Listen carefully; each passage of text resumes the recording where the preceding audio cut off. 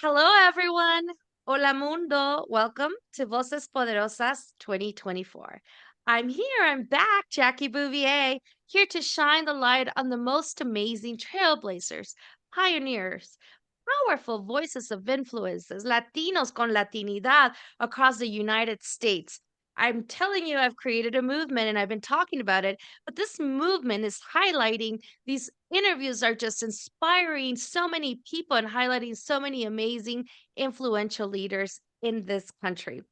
Voces Poderosas is a transformative shortcast spotlighting all of these amazing individuals. And I want you to just continue to listen because these exceptional professionals bring insightful wisdom to inform, inspire, empower you and myself to help us catapult to the next level in our lives or in our careers.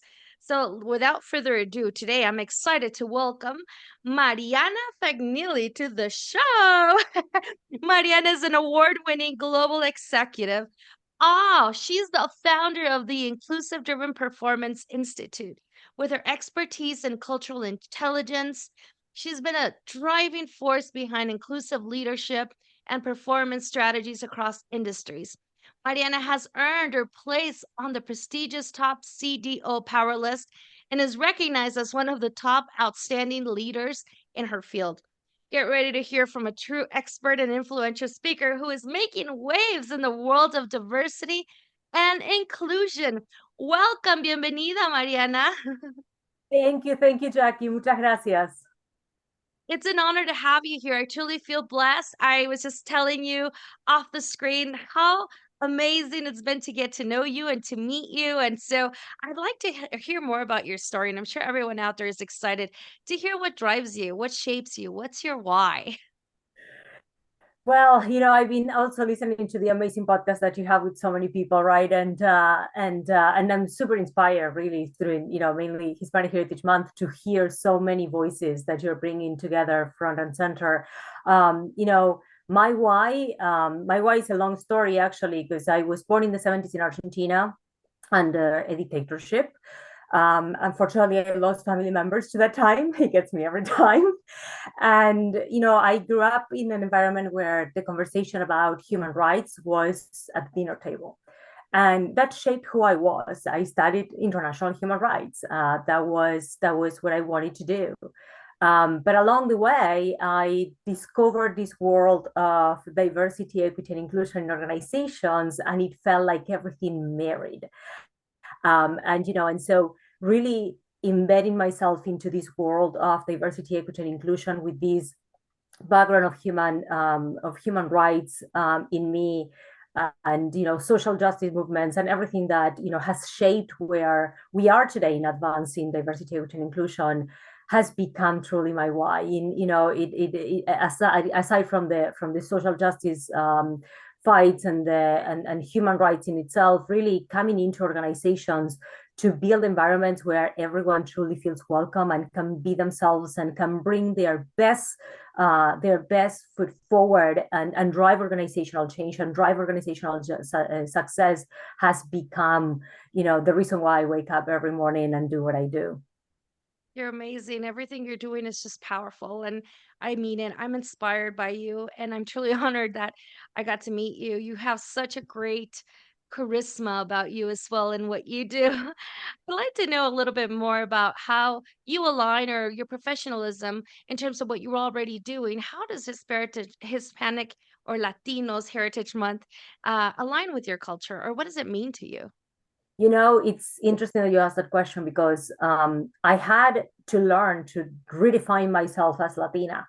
Coming from Argentina, we identify European. Latinos for us are los otros, no, the others. And so coming into the US, I always say I became Latina the day I crossed the border. And I didn't experience my Latinidad growing up, right? And it was probably the most fascinating thing that ever happened to me. I moved to the US and I became part of a Cuban family that adopted me, and I always will be grateful to them for that. And I was suddenly eating their food and dancing salsa every weekend, and I learned to appreciate the Latinidad in itself in a way that I had never experienced it. And I was living in Miami. And so it wasn't easy to escape it anyways, even if I wanted to. And so I embrace it. But what I really appreciate of this community is how the community embraced me.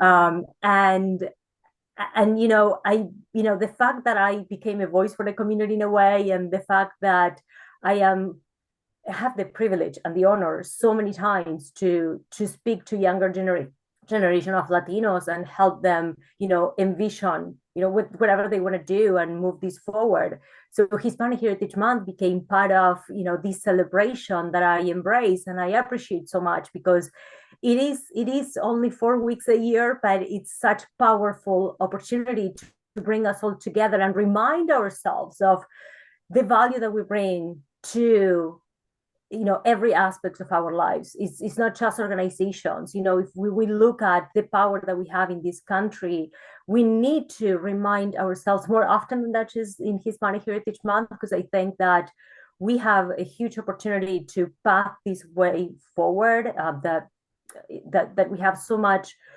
to offer, and that the numbers continue to grow, and we can truly make a big difference in the economics, the economics of this country, the social aspects of this country. And we need to learn to come together maybe more often. That would be the one thing that I say, not just during Hispanic Heritage Month, but celebrate ourselves as a community and individually, because we have the opportunity to truly shape every thing that we touch in a way that is going to really create opportunities for future generations that are wondering sometimes where do I fit into all these. That's wonderful. And I think that's great because you keep that culture within yourself. And I find that fascinating when I speak with Argentinians, how the Latinidad is not Latinidad. It's more of a European background, which is very powerful to hear because it could be a cultural shock even for someone coming right from Argentina to a country where there's Hispanos, Latinos. Well, I tell So, you, I will never forget the very first time I was at the Mother Media Conference a million years ago, and Juana, who you already had in your podcast, Juana Bordas was a speaker, and it was my first large conference. And I remember she saying, "We women of color," and I'm like, "Who is she talking to?" And so I had to relearn about, where do I fit in all these? I had to kind of, figure out what my identity was in a new context. And it didn't change me who I am in essence, but I think it made me so much better because this community is just unbelievable. And I appreciate so much of it. And, it's every day that I wake up and I'm grateful for having been welcomed by the Latino community the way that I have and feeling now part of it. I appreciate you sharing that because it doesn't happen automatically for everyone to just be like, oh, I'm Hispano, Latino, and the cultural aspect of it, right? And in my case, a Salvadorian, I was always told I was Mexican. So regardless of the language, right? There's just different cultures, which is what makes us so unique, beautiful, and powerful. And I Yeah. love that. So thanks for sharing that. And I'd like to know, as a professional, what insights can you share to encourage, empower our Latino community, particularly the younger generation as it aligns with AI and diversity? What are you seeing out there? How are we switching our gears here? Well, I think that there's something that you and I probably heard a lot, which is about staying authentic to yourself, right? Being authentico, and yet we say it, but we know it's hard. So I think that listen, I'm not going to pretend that I know what it is to grow up Latino in this country, because I was privileged to come at 25 with a law degree in my hand, and I was in a completely different place than those growing Latino in this country. And And I think that we have, because of the privilege that we have acquired maybe throughout this time, these many years, we need to help shape that future for the new generation. I think that, yes, my message is to stay authentic. My message is also, scope the room where you walk in to, and identify if it's a safe environment or not, because we're going through a lot of things today with pushbacks on DEI and maybe recognizing these what I call the added value that we bring to the table, and it's not just Latinos, anyone that may be different, right? But I think that take risk and be brave and always pay it forward. And that's something that a mentor of mine, Ruben Taborda at Johnson and Johnson, told me a long time ago. And I didn't know when I was the manager and I was working in a large company what that meant and how could I ever pay it forward. But I think that, throughout the many years that I've been working and in this country, I know exactly what that means. And I think that that's one of the most important things that you can do, because you can give back anytime. You don't have to make it to any big career move or, be super powerful in some kind of shape or form in order to pay it forward and give back to your community. And I think that that's always there, because your community is going to become that network that is going to support you. That's great to hear. And that's part of the Voces Poderosas, right? To hear these powerful, amazing human beings that have gotten to where they are, such as yourself. And then your advice just helps everyone else to be catapulted to that next level. You have that key, right? Or even that bit of key advice that will just help us during this time in our lives. So I'd like to ask you one last question from your perspective.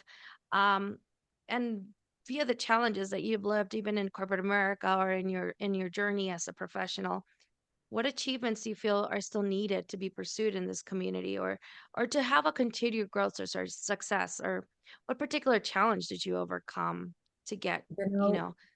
yeah, this is a conversation that I am glad is happening, at least in the rooms and at the tables that I'm sitting more often.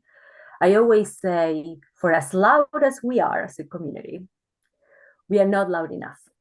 Oh, that's good. I think that we are missing a big opportunity to really come together. And we can see many other great examples from other communities that have come together and have raised their voices and really have moved, forward together. I think there's still room for us to truly come together. Sometimes we become a little competitive, I will say, as opposed to truly being there for each other. El poder está en los números, and we have the numbers. So I think that if we can make the extra effort to truly be together and elevate those voices, we could be in a much better place. And we're not saying that. I'm not saying that because, oh my God, I want Latinos to know. It's because I know the value that we bring to the table, and it's a missed opportunity for ourselves and for everyone else if we do not embrace the power that we have and really put it forward for organizations and governments and agencies and everyone else to bring this added value that we have, that now is in the in so many numbers. I mean, I don't want to bore anyone with this, but you and I know, Jackie, that by 2045 we are going to be 20%, 25% of the country, and we are going to have more than a GDP of over $5 trillion. And so how we are moving the world forward, this country forward, if we don't pay attention to that, and if we don't come together to really elevate our voices and our work and the opportunity that we have to shape the future of America together. So I love that.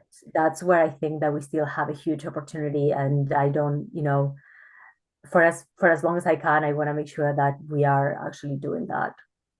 I love it. I think that's the best advice, is to come together and support one another. Mariana Hermosa, you are amazing. I just want to say thank you so much. What a true blessing to have you, to listen to you speak, to learn from you. Thank you so much for being on Voces Poderosas. You're truly making a difference. And I pray that someone out there takes what you have and takes them to the next level. Thank you so much. Thank you, Jack. It's been a pleasure.